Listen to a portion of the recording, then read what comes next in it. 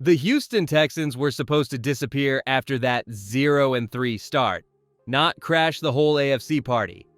This was the team people penciled in as a nice story that would fade by winter, a speed bump on the way to someone else's playoff run. Instead, they are the group you do not want anywhere near your bracket, ripping through contenders, dragging games into deep water, and making every snap feel heavier than it should for the team across from them. Nobody expected Houston to be the problem that can tilt an entire conference. Yet, here they are changing the math for everyone else. You can feel the shift in the way they move from the first drive to the final whistle. The sideline does not carry that fragile energy of a team scared of mistakes. It feels like a group that trusts its own style. The record flipping to something like 9-5 with a long stretch of wins is not just about luck or a kind schedule. It is about an offense that finishes drives instead of stalling, and a defense that keeps good teams stuck in the teens while the rest of the league trades shootouts.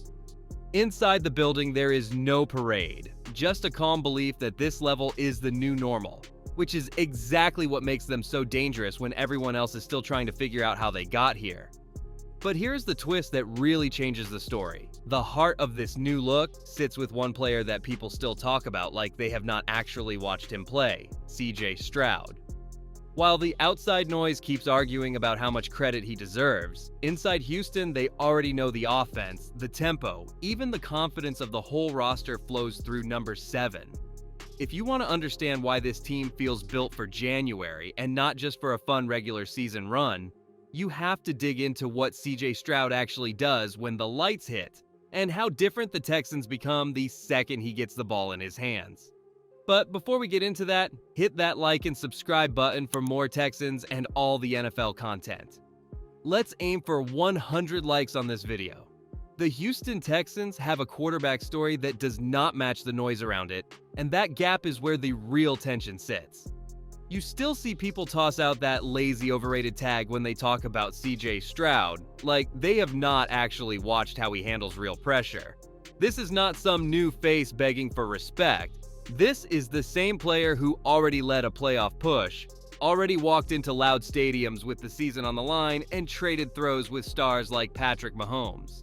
The wild part is that a lot of the loudest takes still talk like he is just riding the wave while the roster carries him, which could not be further from what is really happening in Houston. If you slow the tape down, the picture changes completely. Against Arizona, Stroud put together a day where he went 22 of 29 for 260 yards and 3 touchdowns. And on throws that traveled past the sticks, he hit 9 of 11 for 173 yards and 3 scores, with a perfect mark on those plays. His passer rating for that game sat around 136.6, one of his best numbers since that hot early stretch in his rookie year. And for the season, he sits around 15 touchdowns to 6 interceptions, even after missing time. That is not a system passenger. That is a quarterback who keeps stacking sharp reads, calm pockets, and complete games while people who only see highlights keep pretending they are not watching a top-level player grow in real time. What nobody talks about enough is how much calmer the entire offense looks the second Stroud settles in. He does not chase wild throws just to make a clip. He leans into the right decision, then takes the shot when the coverage opens, and that style is exactly what you want when winter games slow down. Even if you tried to pretend he is just solid and not special, the Texans would still be a nightmare because of what is waiting on the other side of the ball. That is the twist in this whole thing. The side of this roster that really flips games is a young defense that keeps choking the life out of drives. And once you see what that group is doing every week, the idea of facing Houston in January starts to feel a lot less fun for the rest of the AFC. The Houston Texans defense is the part of this story that keeps offensive coordinators awake at night, because it shuts down space before quarterbacks even finish their drop. In a year where scores keep climbing across the league, this group is holding teams to around 16.3 points per game, which is crazy for modern football. They do not just bend and hope, they slam the door on early downs, squeeze pockets, and make every mistake feel like it might turn into a sudden change moment. What nobody on the outside really grasps yet is how rare it is to see a young defense play with that kind of control. Like they already know they are built for cold fields and long playoff nights. At the center of all that chaos is Will Anderson, who is not just piling up numbers, he is changing how offenses even write their game plan. He sits near the top of the league with around 10.5 sacks. But the bigger story is a pressure rate over 21% and a splash play rate near 21.5%, which basically means about one snap out of every 5, he does something that tilts the field. On the other edge, Danielle Hunter keeps tackles from cheating their help, while the interior held strong before injuries to Mario Edwards and Tim Settle forced the rotation to tighten. Behind that front, hitters like Aziz Al-Shaer, EJ Speed, and Henry 2020 fly to the ball, clean up runs before they break, and erase those little 5-yard gains that usually keep drives alive. The back end matches that attitude with its own kind of quiet arrogance. Derek Stingley locks down his side and dares teams to throw at him. Kamari Lassiter keeps showing timing and ball skills on the opposite boundary. And Jalen Pitre roams in the middle looking to jump routes when quarterbacks get greedy. Put it together and you have a unit that turns long fields into a grind, hands CJ Stroud short fields, and forces opponents to play a style they do not like. And that is where this gets even more dangerous, because the more stops this defense stacks, the more freedom the Texans have to lean on a tougher offensive line, heavier looks, and a run game that coordinator Nick Caley has quietly been shaping into something that looks built for January, not just for highlight clips.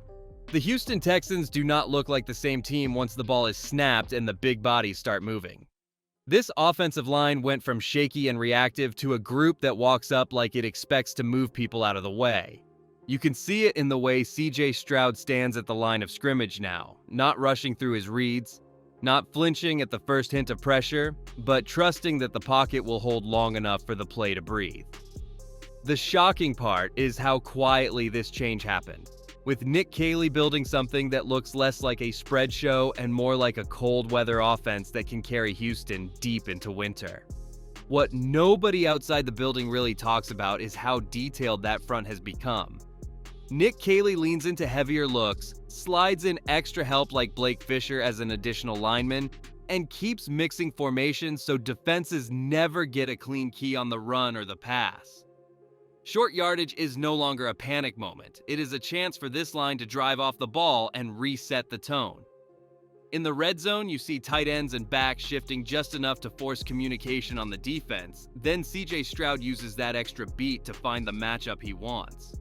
When Houston pushes past 100 rushing yards, the whole feel of the game changes, and the offense starts living in that range where the scoreboard climbs into the low 30s without needing wild trick plays.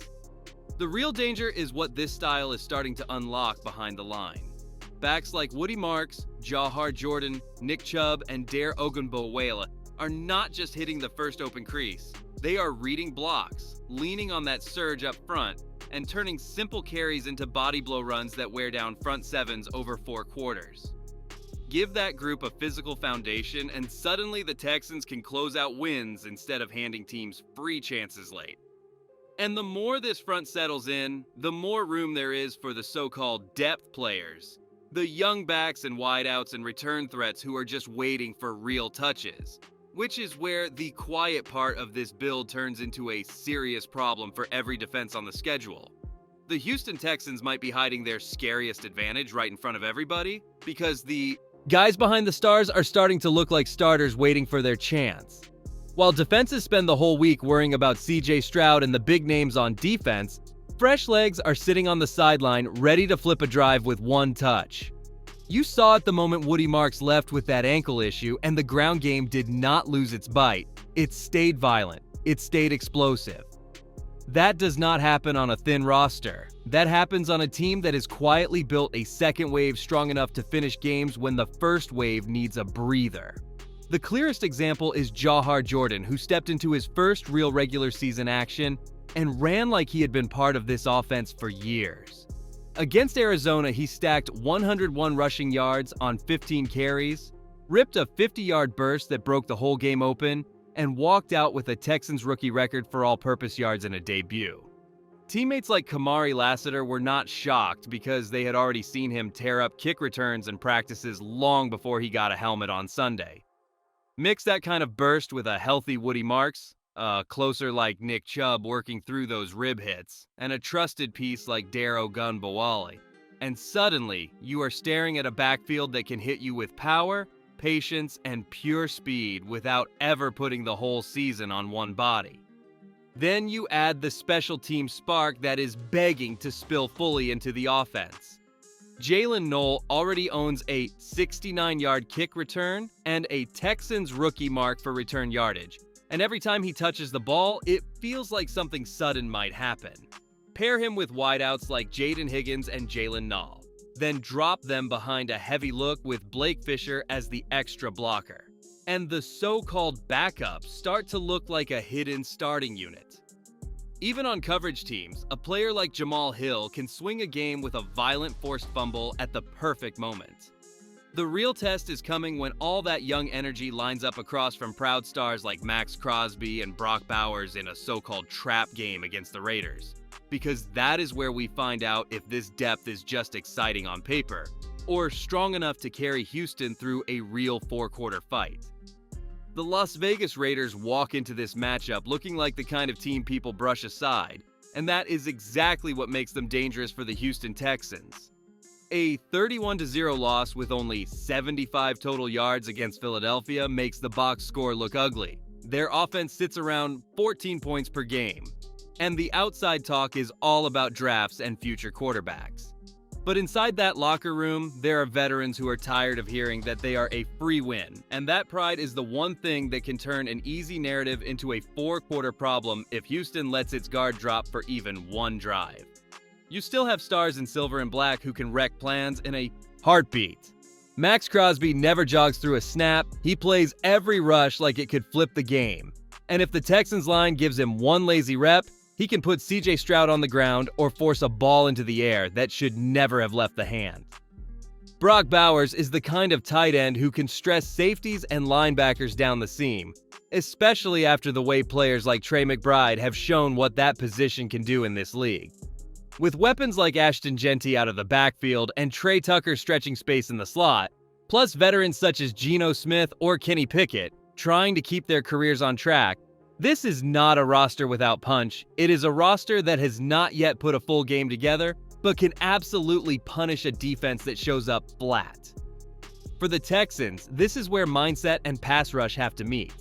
The Raiders front has already allowed 54 sacks, with names like Stone Forsythe, DJ Glaze, Jackson Powers-Johnson, Colton Miller, Alex Kappa, and Dylan Parham taking hits and shuffling roles, which should sound like a dream for Will Anderson, Danielle Hunter, and the rest of the Houston front.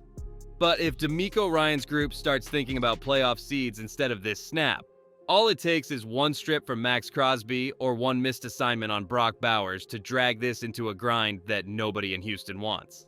How the Texans handle this so-called trap game, both in the trenches and on the sideline, will directly shape where they sit in the AFC race, which is where the playoff math and the real stakes around this 9-5 surge start to get very interesting. The wild part about this Houston Texans surge is that the rest of the AFC is now doing playoff math around them instead of the other way around. Beat the Raiders and those models that once buried them after 0-3 suddenly jump, pushing the Texans into that 98% range to make the field while the talk shifts from can they sneak into who has to deal with them on opening weekend. That same win would give them close to a 44% shot to host, which means one solid afternoon against a struggling team could change who has to fly into their building when the real game starts. The bigger point is simple. Every time this group closes out another Sunday, there are fan bases across the conference quietly hoping the bracket breaks in a way that keeps Houston far away. Once you stack more scenarios on top, the picture gets even more uncomfortable for everyone else.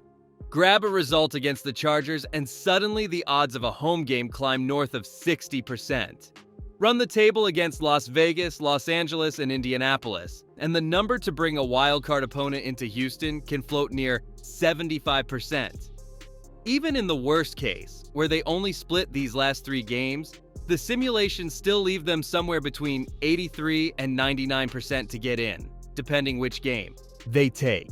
That is what happens when a team with CJ Stroud at quarterback, a defense that hits like this one, And an offense that can sit on the ball late is already sitting at 9 wins, while the Jaguars, Broncos, Bills, Chargers, and Patriots keep trading blows with each other. All of those numbers sound great until you look at the cost of getting there.